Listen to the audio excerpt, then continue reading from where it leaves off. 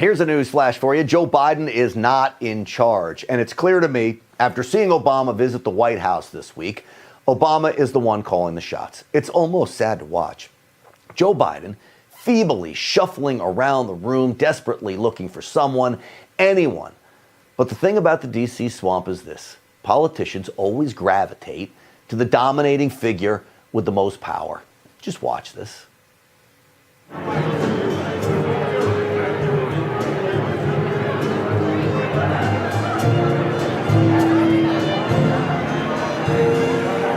Even Obama doesn't pay any attention to Joe Biden. Nobody does, because he's insignificant. So what is the body language of people in that room telling us? Well, joining me now to answer that question is former U.S. Army interrogator and behavior and body language expert, Greg Hartley is here. Greg, welcome.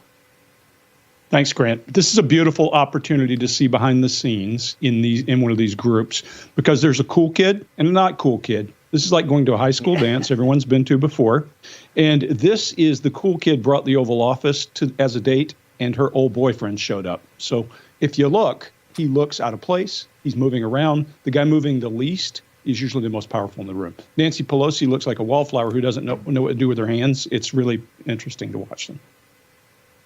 It really is, and it's almost very sad. Let me play another one of you. This is cut 3 of basically Joe Biden wandering around in circles. So he goes to meet somebody, Greg. He goes to meet somebody, and it looks like nobody's there. What's happening here to this guy? Again, I think the cool kid in the room is Obama, and if you look at him, he holds his hands up in exasperation and opens his mouth like, well, what's that all about? And he turns around and looks, again, like he's looking at his date's old boyfriend standing there. It's awkward. He looks less powerful. Greg, he could just stand there quietly and look more powerful. I'll tell you, I've never seen anything like this, because even a sitting United States president, I get that you want to go meet Obama, but you say, hey, this is my opportunity. Obama's swarmed. Let me go meet the president. Nobody's there to go meet him. What does that say? Well, what this shows us is these guys are the B team. I think Obama was the A team for the Democrats. And what this shows you is these guys, although they might be in the limelight at the moment, he is the rock star from their party, and everybody flocks to him. You even see it when Kamala Harris says, isn't this great, when she's talking about having him there. And you can see in that clip, if you show it, that Biden compresses his lips, which we typically associate with compression and control of emotion and not releasing more information. So it's just awkward. If you look at Nancy Pelosi, she's talking to herself a little bit back there. She talks to a random person, and then she makes conversation with the person next to her. He's the cool kid in the room, and just like in high school, they're going to be cliques. It's just what we're seeing. All right, look, and if Obama's the cool kid, he's probably also a little bit of a bully. I want to roll cut 6. Apparently, this is a joke. I don't even know if it was a scripted joke. Maybe you can help figure this out for us, Greg. Watch this. Thank you. Vice President Biden, Vice President. That was a joke. So, Greg, what do you think of that one?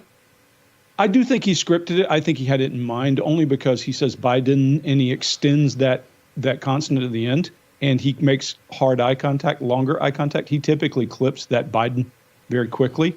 So I think he did it intentionally, and I'm not sure Biden picked up on it very quickly. I think everybody laughing caused Biden to pick up, but that's where we're at. As we let it play out there, the video, he goes to shake Joe Biden's hand. What is Joe Biden? I mean, does Joe Biden even hear the joke, or is he just out to lunch? I don't think he realized what was going on. When you see him do it, he's looking over, and Joe Biden's not paying much attention to him. If you look right there, he looks awkward. He's barriered, has his hands in front of him, and he's just standing there. I don't think he really caught the joke.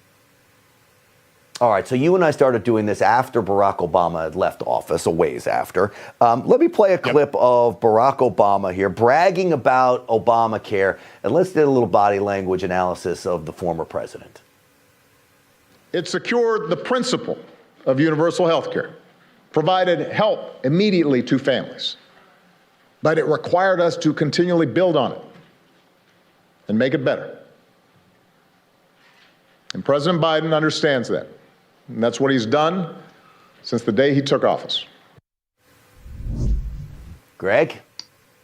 Well, when I look at his body language, he's clearly saying what he thinks is important. Now, whether you agree with what he thinks is important or not is another story entirely. Watch that left hand and him controlling the conversation and telling. He's pushing down and telling you. His forehead's up as he drives home his point when he's talking. He makes hard eye contact and he draws you with his eyes.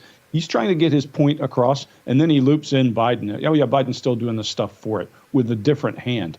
So we typically associate when people use their hands, one is for positive, one's for negative.